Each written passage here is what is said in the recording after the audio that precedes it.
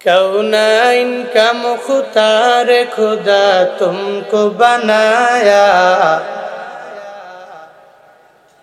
कौनाइन का मुख्तार खुदा तुमको बनाया, उम्मत की निगाहबान खुदा तुमको बनाया,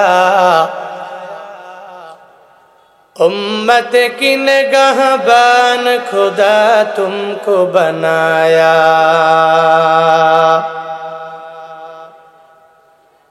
या रब मेरे आँखों में समा जाए मदीना,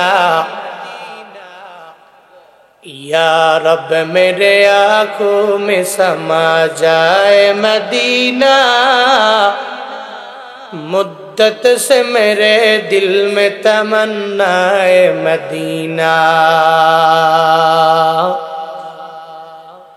मुद्दत से मेरे दिल में तमन्नाए मदीना। तलवार पकड़ हूँ के निकल मैदान आसीर, तलवार पकड़ हूँ के निकल मैदान आसीर, दुश्मन की मुकाबिल तो लगा नारे तकबीर, दुश्मन की मुकाबिल तो लगा नारे तकबीर।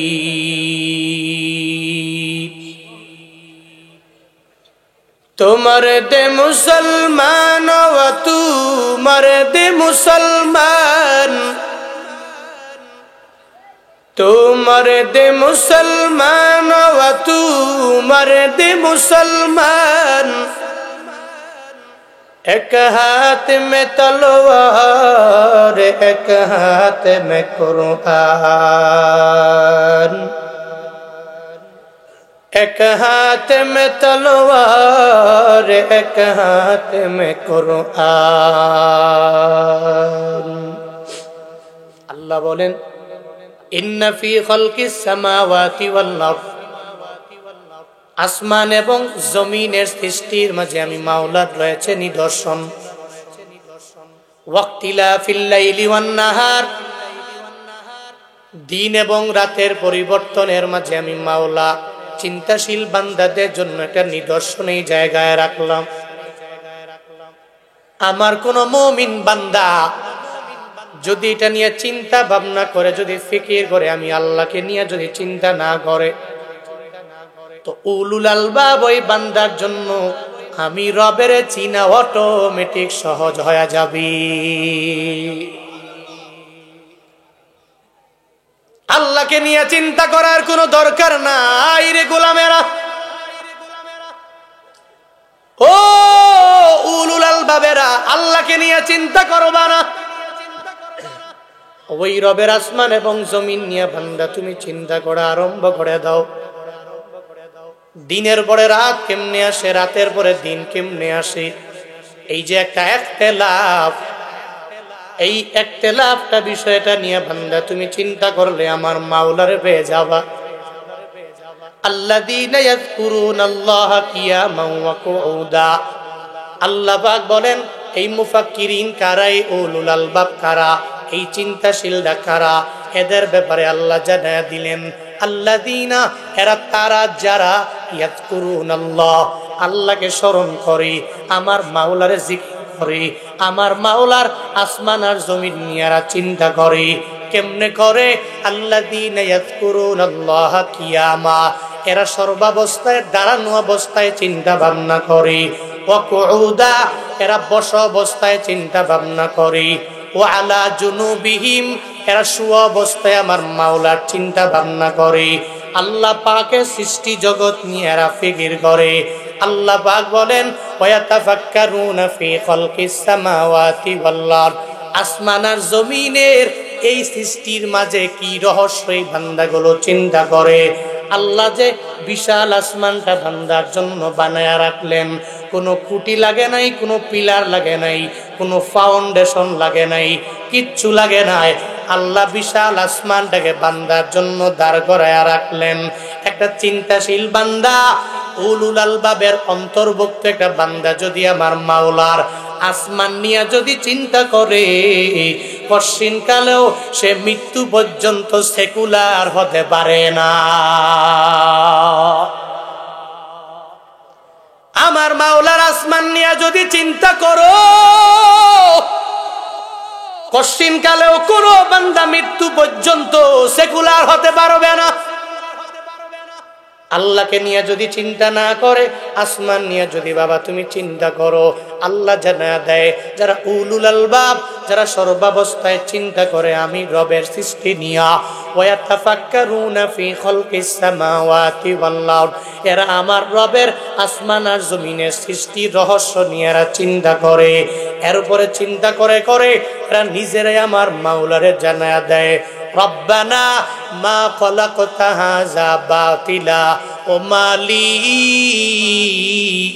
দুনিয়াতে অনর্থক কোনো মাখলুক বানাইলা না, আসমান বানাইলা এর পিছনেও তোমার একটা কারণ আছে, জন্য তুমি বানাইলা।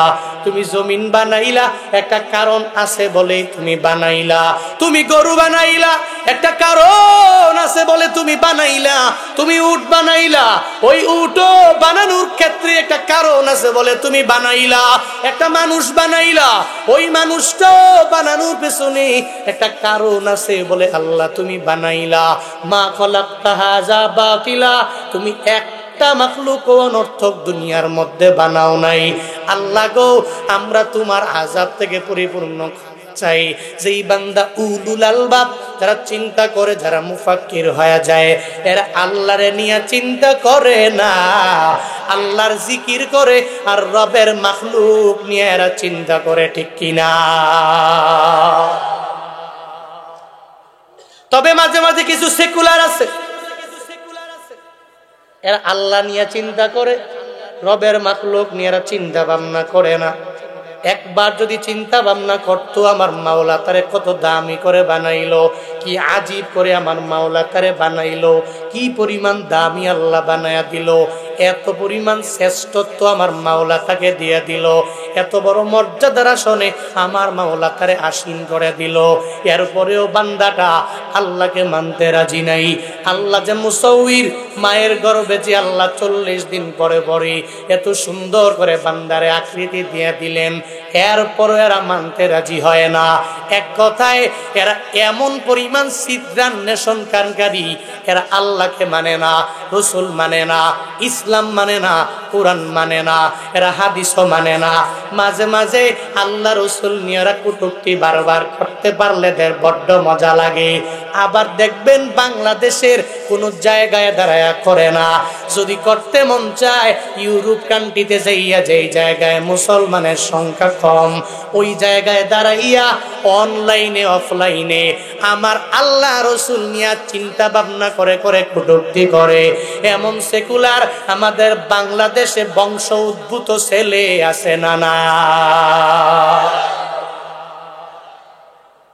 তোমরা আল্লাহরে নিয়ে চিন্তা করিও না, আমার রবের মাখলুক নিয়ে চিন্তা করো। ওই রবের মাখলুক নিয়ে যদি চিন্তা করো, অটোমেটিক আমার আল্লাহকে চিনে যাবা, ওই রবের তারিফ বাবা পেয়ে যাবা। আল্লাহ কয় দুনিয়াতে এমন কোন আজীব নিদর্শন আমি আল্লাহ নাই তোরে দিলাম না। এই যে দেখ পাহাড়, আমি আল্লাহ কি সুন্দর করে তোর জন্য দাঁড় করায় রাখলাম। এই পাহাড়ের মধ্যে আমি আল্লাহ কত খনিজ সম্পদ তোর জন্য দিয়ে রাখলাম। ওখান থেকে তুমি বান্দা গ্যাস পাইলা, ওখান থেকে তুমি তেল পাইলা, ওখান থেকে তুমি গোল্ড পাইলা। এই পাহাড় আমি আল্লাহ কত সুন্দর করে তোর জন্য বানায় রাখলাম। আল্লাহ পাক বলেন এরা কেন আসমানের দিকে তাকায় না, এরা কেন জমিনের দিকে তাকায় না, এরা কেন পাহাড়ের দিকে তাকায় না, এগুলার দিকে তাকাইয়া কেন চিন্তা ভাবনা করে ওই রবের প্রতি ঈমান এরা কেন আনে না? কেন আমি রবের আসমানের দিকে তাকায় না? আমি রবের আসমান বড় আজীব নিদর্শন। আল্লাহ পাক আমার নবীরে সূরাতুল কাহফের মধ্যে এক আজীব নিদর্শনের ব্যাপারে জানাইছে। দুনিয়ার যে কোনো নাস্তিকেরা যদি চিন্তা ভাবনা করে আমার আল্লাহকে চিনা লাগবে, কিচ্ছু লাগবে না। যদি এই গুহাবাসী চিন্তা ভাবনা যদি এরা করে, আমার আল্লাহর প্রতি এদের ঈমানটা অটোমেটিক বেড়ে যাবে। আল্লাহ পাক গুহা নামের এক বড় সূরা দিয়া দিলেন। এই সূরার নামটা পর্যন্ত আমার আল্লাহ গুহা দিয়া দিলেন কাহফুন। আরবিতে এর অর্থ হলো বৃহত্তর এক গুহা, এটাকে আরবিতে বলা হয় কাহফুন। আরেকটা আছে কাহফুন না, ওটা গারুন, ওটা হলো ছোট ছোট গুহা। ছোট ছোট গুহাকে আরবিতে বলা হয় গারুন, আর বড় গুহাকে বলা হয় কাহফুন। যেটা গার ওটা ছোট হবে, যেটা কাহফুন এটা বড় গুহা হয়ে যাবে। যেমন উদাহরণ, রহমাতুল্লিল আলামিন যে গুহার মধ্যে সর্বাবস্থা নবী ধ্যান করত, ওই গুহার নাম কি? গারে হেরা। কি নাম? রহমাতুল্লিল আলামিন যেই গুহার মধ্যে মদিনাওয়ালা নবী ধ্যান করলেন, ওই গুহাটার নাম হলো গারে হেরা। ওটাকে গার বলা হয়, ওটাকে কাহফে হেরা বলা হয় না। কেন বলা হয় না? ওটা হলো ছোট গুহা, ওই গুহার মাঝে মদিনাওয়ালা নবী ধ্যান করলেন, ওটাকে গারে হেরা বলা হয়। ওই জায়গায় যেই উমরা করার জন্য জুয়ান কালে যারা যায়, ওরা অনেক কষ্ট করে করে ওটা দেখার জন্য এই জায়গায় ওঠে। ওটা দেখে দেখে নিজের ঈমানটারে পরিপূর্ণ মজবুত করে নেয়, আর চিন্তা করে আমার মদিনাওয়ালা নবী কত কষ্ট করে করে ধ্যান করলেন, এই গারের মধ্যে আমার নবী উঠলেন। এত উঁচুর মধ্যে যাইয়া ওখানে সব উম্মতের জন্য মদিনাওয়ালা নবী চিন্তা করলেন ইসলামের বাতিগুলো পুরো পৃথিবীতে যেই গুহা থেকে ছড়ায়া গেল, আমার আপনার পর্যন্ত আসলো। ওই ছোট্ট একটা গুহা থেকে আমার মাওলা জিব্রাইল একদিন পাঠালেন। জিব্রাইল আমার নবীর দরবারে আসলো। নবীর দরবারে আসার পরে নবীরে চাপ দিয়ে দিল, নবী ইকরা। নবী বলে মা আনা বিকরিন, আমি পড়তে পারি না। আবার চাপ দিলেন, নবী পড়েন, আমি পড়তে পারি না। আবার চাপ দিলেন, বলে পড়েন, বলে আমি পড়তে পারি না। মা আনা বিকরিন, আমি তো পড়তে জানি না, কোনো পাঠক না। সঙ্গে সঙ্গে ওই গারে হেরায় সূরাত আলাকের 5টা আয়াত বান্দা নাজিল হয়ে গেল। ইকরা বিসমি রাব্বিকাল্লাযী খলাক, খলাকাল ইনসানা মিন আলাক। ইকরা ওয়া রাব্বুকাল আকরাম আল্লাযী আল্লামা বিল কলম আল্লামাল ইনসানা মা লাম ইয়ালাম। 5 আয়াত মদিনাওয়ালা নবীর উপরে নাজিল হয়ে গেল। ওখান থেকে পুরা দুনিয়ায় ছড়ায়া গেল ইসলামের বাণী, ল্যাম্প অফ ইসলাম। পুরা দুনিয়াতে এই বাতিটা মদিনাওয়ালা নবীর মাধ্যমে ছড়ায়া গেল। ওই গুহাটা গারে হেরা, ওই গুহাটাকে গারুন বলা হয়। কিন্তু আল্লাহ পাক 15 নাম্বার পারার মধ্যে একটা সূরা দিয়া দিলেন, সূরা কাহাফ। এই কাহাফ মানে বড় গুহা। এই বড় গুহার নামে আল্লাহ কেন সূরা দিয়া দিলেন জানার দরকার আছে না নাই? আসেনি? আল্লাহ পাক ওই বড় গুহার ব্যাপারে মদিনাওয়ালা নবীরে জানায়া দিলেন 9 নাম্বার আয়াত থেকে। আম হাসিবতা আন্না আসহাবাল কাহফি ওয়ার রাকিম ওয়ার রাকিমি কানু মিন আয়াতিনা আজাবা। আল্লাহ পাক বলেন আম হাসিবতা আই আম জানান্তা, আপনি কি ধারণা করেন কাহাফের ঘটনা মানে গুহাবাসীর ঘটনা, আর রকিমবাসীর ঘটনা, এটা আমি রবের দরবারে একটা আজীব নিদর্শনের মাঝে একটা। আপনি কি মনে করেন একটাই আমি রবের আজীব নিদর্শন? না গো নবী, এর চাইতে আরো বড় বড় আমি রবের আজীব নিদর্শন আছে। আমি রবের একটা সূর্য আছে, ওই সূর্যটা আমি রবের কথা মানিয়া মানিয়া চলে। একটা চন্দ্র আছে, ওই চন্দ্রটা আমি রবের কথা মানে। আমি রবের একটা আসমান আছে, ওই আসমানটা আমি রবের কথা শুনে। ওই আসমানের নিচে মেঘমালা আছে, ওই মেঘমালা আমি রবের কথা মানে। একটা জমিন আছে, ওই জমিনটাও আমি রবের কথা পরিপূর্ণভাবে মানে। আল্লাহ পাকের চন্দ্র আর সূর্য, আসমান, জমিন যা আল্লাহ দুনিয়াতে দিয়ে দিলেন, সবগুলা আমার রবের একটা একটা আজীব নিদর্শন। এগুলা কেউ বানায় নাই, একজনের বানানো। চিল্লায়া বলো তার না। ইয়া এলাহি মিকনাদ শামসু কমার, ইয়া এলাহি भी कुनद शजरो हजार या इलाही भी कुनद अर्दो समा या इलाही भी कुनद जवा हवा या इलाही तो मेरा मालिक है या इलाही तो मेरा खालिक है। আল্লাহ পাকের চন্দ্র আর সূর্য আল্লাহ পাক নবীরে জানায়া দিলেন, নবী আমার আজীব নিদর্শনের মাঝে এগুলাও একটা। আসমান বানাইলাম, এটা আমি রবের আজীব নিদর্শন। জমিন বানাইলাম, আজীব নিদর্শন। একটা মানুষ আমি আল্লাহ বানাইলাম, এই মানুষটা আমি রবের একটা আজীব নিদর্শন। দেখবেন একটু মাঝে মাঝে একটু তো চিন্তা ভাবনা করেন না, আল্লাহ কত সুন্দর করে আমারে বানাইলেন, আপনারে বানাইলেন। একটু রুমে যাইয়া আয়নার সামনে দাঁড়াইয়া যান, আয়নার সামনে দাঁড়াইয়া একটু চিন্তা ভাবনা করেন, আল্লাহ কি সুন্দর করে বানালেন। দুইটা চক্ষু আল্লাহ দিলেন, এত সুন্দর। পাওয়ার কমে নাই, কমে নাই, কমে নাই। কোন কিছুর লাইটের পাওয়ার তো অটোমেটিক কমে গেল। যারা বানাইলো অটোমেটিক আবার ব্যাটারি লাগবে বলে চেঞ্জ করে দাও। কিন্তু চোখের পাওয়ার যে আমার মাওলা দিয়া দিলেন, 70 বছর হয়ে গেল, ওই চোখ দিয়া অটোমেটিক আপনি সব দেখতে পারেন, কোনো ব্যাটারি লাগে না। আল্লাহ কি সুন্দর করে দুইটা চক্ষু আমারে দিলেন। আবার নাকের ছিদ্র দিয়ে দিলেন, একটা দেন নাই, দুইটা ছিদ্র আল্লাহ দিয়া দিলেন। কান আল্লাহ দিয়া দিলেন, একটা দেন নাই বরং দুইটা দিয়া দিলেন। পা দিয়ে দিলেন, একটা দেন নাই বরং দুইটা পা দিয়ে দিলেন।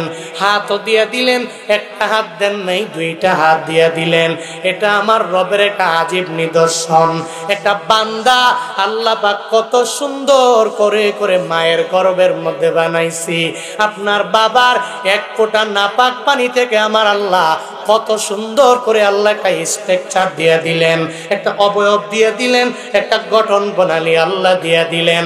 আল্লাহ বলছেন, হুয়াল্লাহুল খালিকুল বারিউল মুসাউবিরু লাহুল আসমাউল হুসনা ইউসাববিহু লাহু মা ফিস সামাওয়াতি ওয়াল আরদ ওয়া হুয়াল আজিজুল হাকীম। আল্লাহু আকবার। আল্লাহ পাক বলছেন, হুয়াল্লাহুল খালিক, আমার রবের পরিচয় তুমি জেনে নিও। ওই রব হলেন সৃষ্টিকর্তা, আল্লাহ পাক হলেন এমন এক রব, আল্লাহ হলেন বারি, আল্লাহ হলেন উদ্ভাবন কর্তা। আমার রবের পরিচয় বান্দা তুমি শুনে নিও। আমার রবের পরিচয় হলো আল মুসাউবির। আল্লাহ কি সুন্দর করে আকৃতি দিয়ে দিলেন, আকৃতি করলেন। একটা মানব আমার আল্লাহ মায়ের পেটের মধ্যে এক ফোঁটা নাপাক পানি থেকে এই মানুষটারে আল্লাহ বানালেন। আল্লাহ কয়, এই মানুষ আমি আল্লাহ যত সুন্দর করে বানাইলাম, দুনিয়াতে আর একটা মাখলুক এত সুন্দর করে বানাই নাই। সুবহানাল্লাহ। একটা মানুষ এত সুন্দর, মানুষের মতো করে এমন কোন মাখলুক নাই যে তার মতো করে এত সুন্দর করে আমি আল্লাহ বানিয়েছি। আর মানুষকে তো আকল দিয়েছি, আর কোন মাখলুককে আমি আল্লাহ আকল দেই নাই, বিবেক দেই নাই, বুদ্ধি দেই নাই। এত আকল, এত বিবেক সুন্দর করে আমি মানুষকে দিয়েছি। এটা আল্লাহ পাক সূরা তিনেও বলছেন, অত্তিন ওয়াজ্জাইতুন ওয়াতুরি সিনিনা ওয়া হাদাল বালাদিল আমিন লাকাদ খলাকনাল ইনসান ফি আহসানি তাকওয়িম। আল্লাহ পাক বলছেন 3 আয়াতে 4টা কসম খেয়েছেন। 1 নম্বরে 3 ফল, 2 নম্বরে জৈতুন ফল, এরপর আল্লাহ পাক কসম কেটেছেন সিনাই পর্বতের কসম। 4 নম্বরে পবিত্র নগরী মক্কা মুকাররমা, এটার কসম আল্লাহ পাক খাইলেন। 3 আয়াতে 4টা কসম খেয়ে আল্লাহ জানাচ্ছেন, লাকাদ খলাকনাল ইনসান ফি আহসানি তাকওয়িম। এটা মানুষকে আমি আল্লাহ এত সুন্দর করে বানিয়েছি, পৃথিবীতে আর একটা মাখলুককেও এত সুন্দর করে আমি আল্লাহ বানাই নাই। চিল্লায় পড়বেন না সুবহানাল্লাহ? আরো জোরে পড়বেন না আলহামদুলিল্লাহ? আরো জোরে পড়বেন না আল্লাহু আকবার? আল্লাহ পাক বলেন, এই মানুষের আমি আল্লাহ সুন্দর করে বানাইলাম। ওই মানুষের দিকে যদি তাকাও, আমি রবের পরিচয় বান্দা তুমি এভাবে পেয়ে যাবা, অটোমেটিক পেয়ে যাবা। আল্লাহ পাক বলেন, নবী আপনি কি ধারণা করেছেন গুহাবাসীর ঘটনাটা আমি রবের আজীব নিদর্শনের মাঝে শুধু একটাই? এমনটা না, আমি রবের আজীব নিদর্শন দুনিয়াতে কোনো অভাব নাই। তবে গুহাবাসীর ঘটনাটা আমি আল্লাহ দুনিয়ার মানুষের নিকটে একটা আশ্চর্যজনিত ঘটনা হিসাবে আমি আল্লাহ এদের সামনে ঘটায়া দিলাম। এরা সবাই অবাক হয়ে গেল। পৃথিবীতে যারাই আসবে যখন এই ঘটনা শুনবে এরা সবাই অবাক যাবে, এরা বিস্ময় হয়ে যাবে, এরা আশ্চর্যান্বিত হয়ে যাবে। আল্লাহ পাক বলেন, নবী গো আমি রবের আজীব নিদর্শনের মাঝে গুহাবাসীর ঘটনা আল্লাহ পাক বলেন, ইদ আওয়াল ফিতিয়াতু ইলাল কাহফি فقالوا ربنا آتنا من لدنك رحمة وهيئ لنا من أمرنا رشدا। আল্লাহ পাক বলছেন, ইজ আওয়াল ফিতিয়া, যুবকের দলেরা যখন কাহফের দিকে দৌড়ে গেল। এবার এই যুবকের দল কারা? মুফাসসিরিন কেরামগণ ফিতিয়ার ব্যাপারে ব্যাখ্যা করলেন। কেউ কেউ বলেন ঈসা নবীর আগেকার এই যুবকেরা, আবার কেউ বলেন না না ঈসা নবীর ধর্মের পরে, মানে ঈসা নবীর দাওয়াতের পরের ঘটনা। ঈসা নবী আল্লাহর পক্ষ থেকে আদেশ পাওয়া গেলেন, ও নবী আমার, আপনি সবাইকে কালিমার দাওয়াত দেওয়া লাগবে। যখন সবাইকে কালিমার দাওয়াত দেওয়ার জন্য যখন বলে দিল, সঙ্গে সঙ্গে দাওয়াত দিয়ে দিল, তোমরা সবাই মূর্তি পূজা বাদ দাও, এক আল্লাহর ইবাদতে তোমরা মগ্ন হয়ে যাও, এক আল্লাহর গুণ কীর্তন তোমরা করো, এক আল্লাহকে বাদ দিয়ে কোনো মূর্তি পূজা তোমরা করো না। সঙ্গে সঙ্গে ঈসা নবী সব মানুষের যখন এভাবে দাওয়াত দিয়ে দিলেন, ঈসা নবী দুনিয়া থেকে বিদায় নিল। যখন ঈসা নবীর এই দাওয়াত রোম সাম্রাজ্য পর্যন্ত যখন পৌঁছে গেল, আমার রবের একত্ববাদের বাণী পৌঁছার পরে এবার রোম সম্রাট ঈসা নবীরে মানে না, ঈসা নবীর ধর্মটাও মানতে রাজি না। সে কয়, তোমাদের আল্লাহ আমাকে দিতে পারে না, মূর্তি আমাকে দিতে পারবে। নিজে মুশরিক হয়ে রইল, ঈসা নবীর ধর্ম মানে না, এক আল্লাহকে মানতে রাজি হয় না। একটা পর্যায়ে ওনার সাম্রাজ্যের 7 জন যুবকের নিকটে এই ঈসা নবীর দাওয়াতের বাণী যখন পৌঁছে গেল, এই যুবকেরা, যে আল্লাহ পাক তোদের বানাইছি ওই আল্লাহর ইবাদত করো, ওই রবের গুণকীর্তন তোমরা করবা, ওই আল্লাহকে সারা দুনিয়াতে আর কারো গুণগান গাওয়া যাবে না, এক রবের প্রশংসা সর্বাবস্থায় তোমরা করে নাও। যখন এভাবে ওই দাওয়াত যখন যুবকদের দরবারে পৌঁছে গেল, এবার যুবকেরা মনে মনে চিন্তা ভাবনা করে আল্লাহর একত্ববাদের বাণী প্রশ্ন। এরা চিন্তা করলো, এই দুনিয়াতে আল্লাহ আসমান দিলেন, জমিন দিয়া দিলেন, এত সুন্দর করে আমাদেরকে বানালেন, আল্লাহ কত সুন্দর করে আমাদেরকে জুয়ান কাল দিয়া দিলেন। আবার দেখলাম জুয়ান কালের পরে বুড়া হয়ে যায়, একটা মানুষ কিভাবে পরিবর্তন হয়ে গেল। এই চিন্তা ভাবনা করে এরা মূর্তি পূজা বাদ দিয়া সঙ্গে সঙ্গে এরা 7 জন যুবক মিলে একসাথে ঈসা নবীর ধর্মটা এরা মেনে নিল, পড়ল লা ইলাহা ইল্লাল্লাহু ঈসা রূহুল্লাহ। সুবহানাল্লাহ পড়বেন না, আরো জোরে বলেন না সুবহানাল্লাহ। 7 জন যুবকেরা সঙ্গে সঙ্গে কালিমা পড়ে মুসলমান হয়। এবার রোম সম্রাট যিনি, উনি তো ঈসা নবীর ধর্মকে মানতে রাজি না, উনি তো ইসলাম মানে না, উনি মুশরিক, উনি শিরকের গুনাহে লিপ্ত, ইসলাম মানে না। তো এজন্য এই কথা যখন শুনছে, কানে গেছে যে আপনার এলাকার মাঝে 7 জন যুবক কালিমা পড়ে মুসলমান হয়েছে, আপনি এখানে বসে বসে আঙ্গুল চুষছেন, আপনার এই যুবক সাম্রাজ্যের লোকেরা আপনার দল মানে নাই, আপনার মিল্লাতে থাকে নাই, এরা অন্য এক মিল্লাতকে অ্যাকসেপ্ট করে নিল। এদের ব্যাপারে কি সিদ্ধান্ত আপনার? এদের ব্যাপারে কি ডিসাইড আপনার? একটু বলেন তো।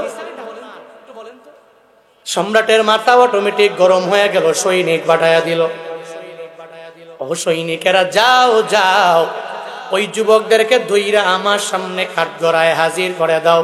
সঙ্গে সঙ্গে সৈনিকেরা গেল, ওই 7 জন যুবকের ধরে ধরে যখন সম্রাটের সামনে দাঁড় করাইয়া দিল, এবার সম্রাট জিজ্ঞাসা করে, এই যুবকেরা তোমরা বলে কালিমা পড়ে ঈসা নবীর ধর্ম মেনে নিয়েছো, এবার বিদায় করে দেয়, আমাদেরকে মনে হয় দুনিয়া থেকে বিদায় করে দিবি। এরপরে এদের কোনো চিন্তা নাই, কারণ একবার যারা ইমানের মজাটা পাইয়া গেল, একবার যারা আমার মাওলার মজা পেয়ে গেল, একবার যারা কালিমার মজা পেয়ে গেল, এরা চিন্তা করে না, এরা জিন্দানখানা ভয় পায় না, এরা জেলখানা ভয় পায় না, এরা দুনিয়ার কোনো পুলিশের বোমাকে ভয় পায় না, এরা কশ্চিন কালেও কোনো গুলিরে ভয় পায় না। এরা ওই কাঠগড়ায় দাঁড়াইয়া নিজের বুকের মাঝে গুলি মারবে, বলে মারো, আমি দুনিয়া থেকে বিদায় নিতে পারি। দুনিয়া থেকে বিদায় নিয়ে গেল কোনো অসুবিধা নাই রে, আমার মাওলার ইমানটা আমি আমার অন্তরে গাঁথলাম। ইমানের স্বাদ আর মজা দুনিয়াতে যেই বান্দারা পেয়ে গেল, এরা দুনিয়াতে কোনো রাজা বাদশা, কোনো পুলিশ র্যাব বিডিআর এদেরকে ভয় করে না। চিল্লা কও ঠিক কিনা? এরা কাউকে ভয় করে না, এরা আমার আল্লাহকে ভয় করে। এরা চিন্তা ভাবনা করে আল্লাহ পাক আমাকে দুনিয়ার সব পরিমাণ বালা মুসিবত থেকে আমার মাওলা বাঁচায়া দিতে পারে, দুনিয়ার শত্রু থেকে আল্লাহ আমারে বাঁচায়া দিতে পারে।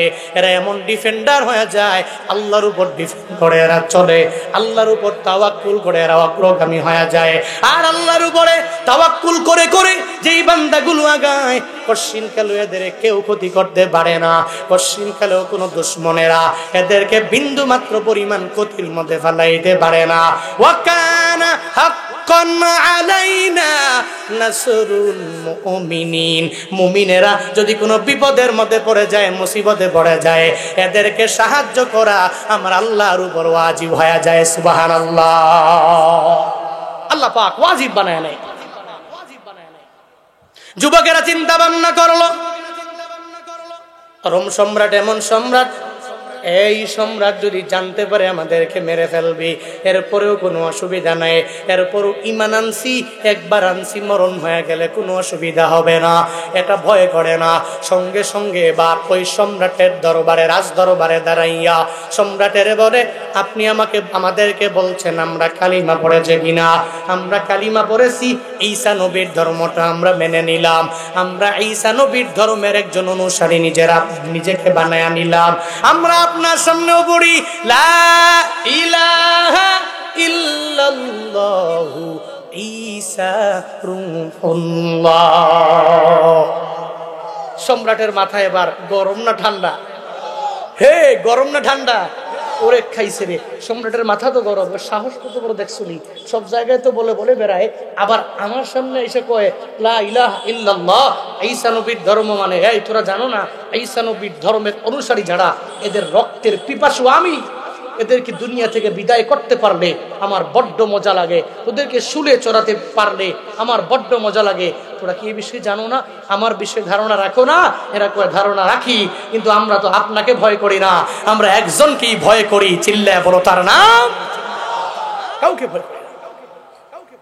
সঙ্গে সঙ্গে বলে দিল, আমরা ঈসা নবীর ধর্ম মানি, ঈসা নবীর ধর্মের অনুসারী আমরা, আপনি আমাদেরকে মারলে মারতে পারেন, কাটলে কাটতে পারেন, কোনো অসুবিধা নাই।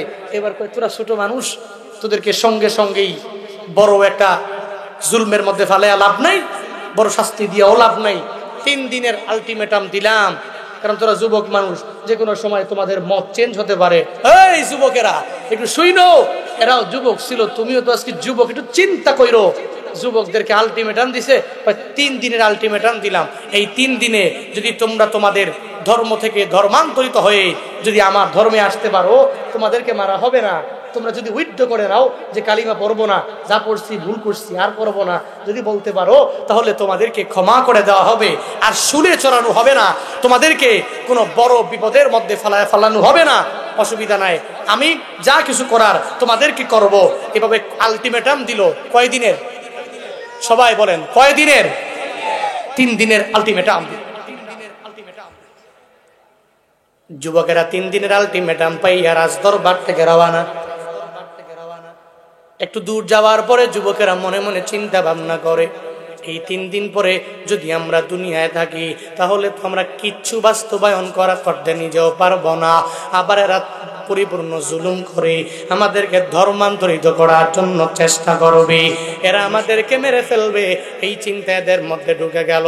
আবার বাড়িতে গেলে নিজের মাও জায়গা দিবে না, বাবাও জায়গা দিবে না, পরিবারের লোকেরা কেউ পরিচয় দিবে না, কারণ আমরাই তো ঈসা নবীর ধর্ম মানলাম। আমার পরিবারের লোকেরা তারা ঈসা নবীর ধর্ম মানতে রাজি না, পরিবারেও যাইতে পারবো না, রাজদরবারে গেলেও মেরে ফেলবে, দুনিয়ার কোনো জায়গায় স্থায়ী হবে না, কোনো জায়গায় স্থানও পাবো না।